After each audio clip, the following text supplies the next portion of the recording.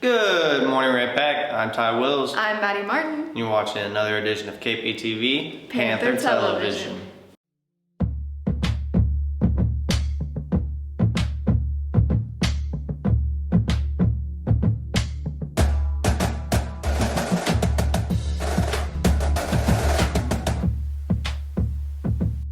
Congrats to our softball team for finishing second in state. Shout out to the boys cross country team for winning sectionals this past weekend. Also, shout out to our girls cross country team for placing fifth at sectionals.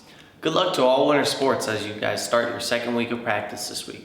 Happy Veterans Day from us. And speaking of Veterans Day, Liliana Osmer gives us the background information of veterans. Vietnam was one of the hardest wars to come back home from. The amount of tragedy and terror was heartbreaking. But for some, they came back a new man.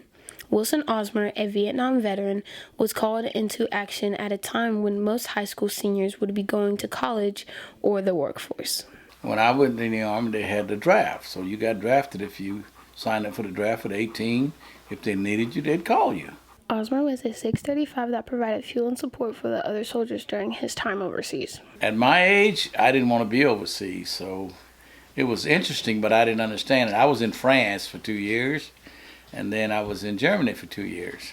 So I was a young person. I wanted to come home. So Europe wasn't exciting to me. Osmer has faced many challenges in the military. Being a man of color is another obstacle that he had to overcome. So you didn't get ranked very well. A lot of people didn't show you a lot of respect. And in the military back then, I was an enlisted person. And enlisted persons got all the crap. You know, they say that stuff run downhill, and it did. Osmer gave advice to his kids that really touched one of his sons in making a life decision to join the military. Make sure you go in as an officer. You got a little more respect, you got treated more like a person, and you made better money. And I think that's what my oldest son did. Going overseas and serving his country was hard for him, but coming back was the hardest part. They referred to the guys from Vietnam as baby killers. So when I come back, I wouldn't wear my uniform anymore. When I took my uniform off when I got in New York to get discharged, I never put it back on again, and I got rid of all of my military clothing. Let us do our part and thank a veteran today. This is Liliana from KPTV, Panther Television. Thank you, Lily, for the patriotic story. We take it to Rafe Bell as he gives us the behind-the-scenes look of student athletic trainers in action. Student trainers ensure waters are filled, athletes are taped, and help out with injury rehab. Maddie Martin, a student trainer, has seen her interest grow in the occupation. Being involved in student athletic training has helped majorly because you see all the behind the scenes of what happens in the profession. Prospective student trainers must go through a training process. Probably how to fill waters because it sounds stupid, but honestly some people didn't know how to. How to take risks. You won't go in the first day taping athletes. Like, you're gonna have to go through a process of it, and then you'll get, as soon as you show progress, you'll be able to tape athletes. Trevor Volkland is a certified athletic trainer and has worked at RAPEC since 2011. He ensures everything learned in training is put into action during pre-practice and game setup. The water and taping and stretching and just kind of getting everything ready. Treatments that student trainers help out with include the following. Mainly our student trainers help out with the icing and then the stretching. We do get into a little bit of modality, showing them some of the different modalities like the ultrasound on the stem and things like that. Gerald Chili tore his ACL last year, and with the help of certified trainers and student trainers, he was able to recover. I would come, even though I was an out of seasons athlete, I would still come in during basketball season and stuff and come do treatment along with my physical therapy. Students wanting to get involved can take classes to prepare them. I really want them to take first aid class, athletic training class, advanced athletic training if athletic training strikes your interest. Student trainers are vital for Volkland. I didn't realize how important it is until we don't have as many around or there's days where we don't have some around or things like that. It makes a big difference. Just getting the day-to-day stuff done. Student trainers need to have good time management skills. Just realizing that the hours that you guys are going to work, I think that's kind of a thing that's kind of not necessarily a misnomer, but it's one of those things that they don't realize what you're kind of getting into sometimes. To get involved, go to the club meetings every Friday during Panther Time and Mr. Schwartz's. This has been Rafe Bell with KPTV, Panther Television. Oh snap! Thanks, Rafe, for the great wrap to the story. Now to rebound off that last story, basketball or athletics in general is one of the most important responsibilities in this family. You might know them as the Germains. Jack Kelly gives us a shot of the Germain family. The Germains are a family at Ray-Pec who has shown very high skill in athletics. Coach Germain is the head coach of the basketball team. His son Jordan Germain plays varsity basketball, and his daughter Lauren Germain runs varsity track, cross country, and is also a varsity basketball player. Research shows that students who involve themselves in extracurricular activities have a better experience in high school. I think high school sports are one of the coolest things kids can do.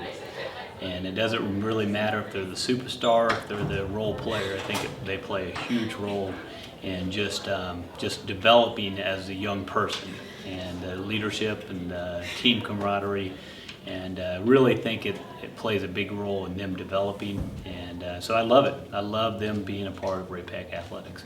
Jet Nelson, a teammate of Jordan's, is Jordan's best friend and loves to play on the same team as him, even with the competitive nature between them. In my life, I'd say he's like my best friend. He's just someone I can always talk to. And on the team, he's like our main leader, I would say, or one of our main leaders. Yeah, we compete a lot. It's like constantly just going against each other, but it's fun and it's all in good nature. Jordan spends a large portion of his weeks working to improve his gameplay.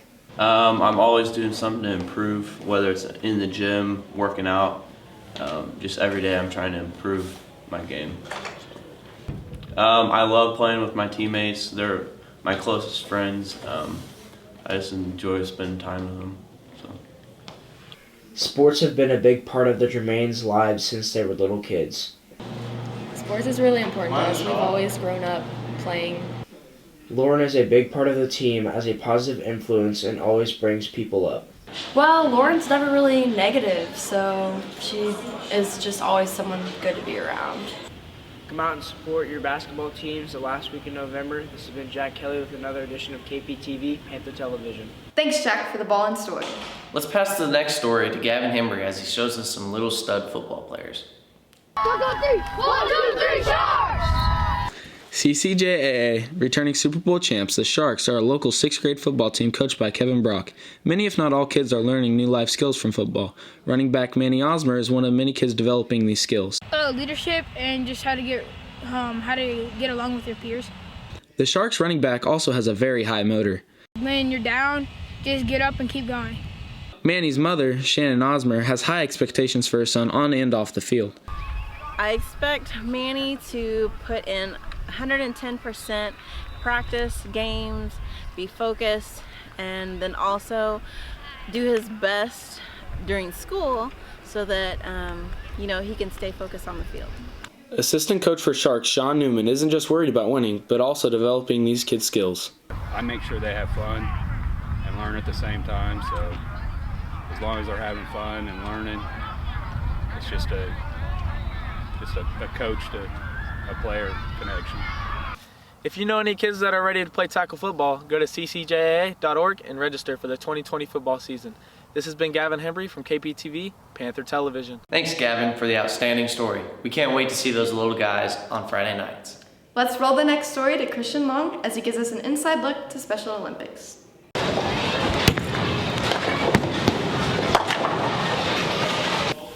Special Olympics is the world's largest sports organization for children with intellectual and physical disabilities. The athletes participate in sports such as bowling, basketball, and track where they compete against other schools.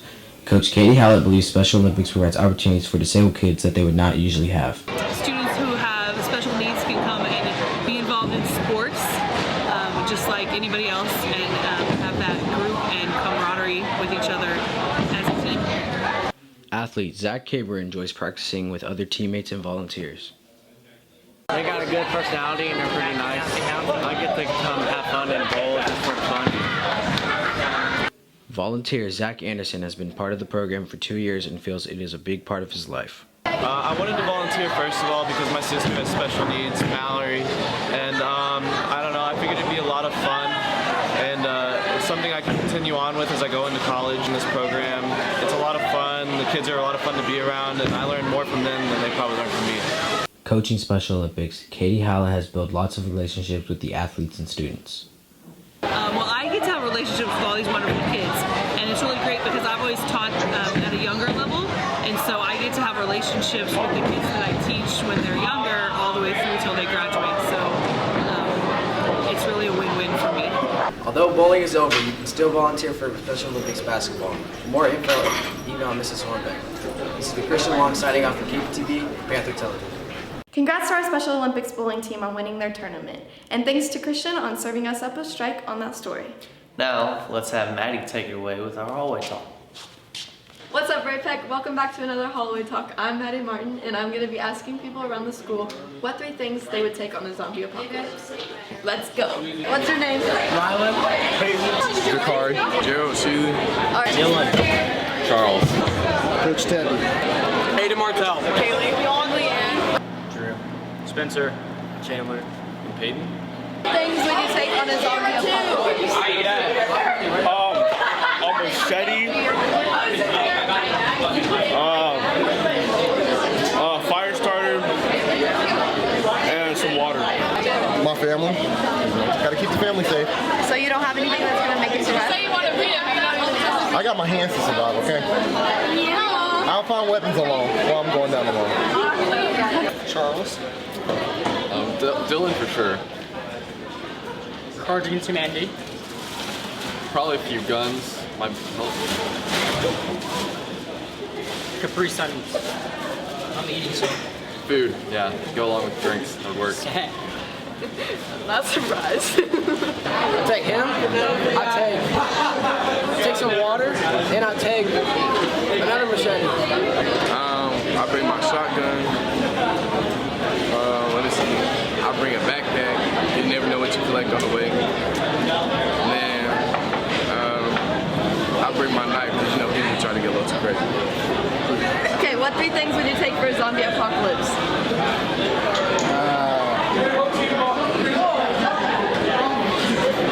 Weight room set.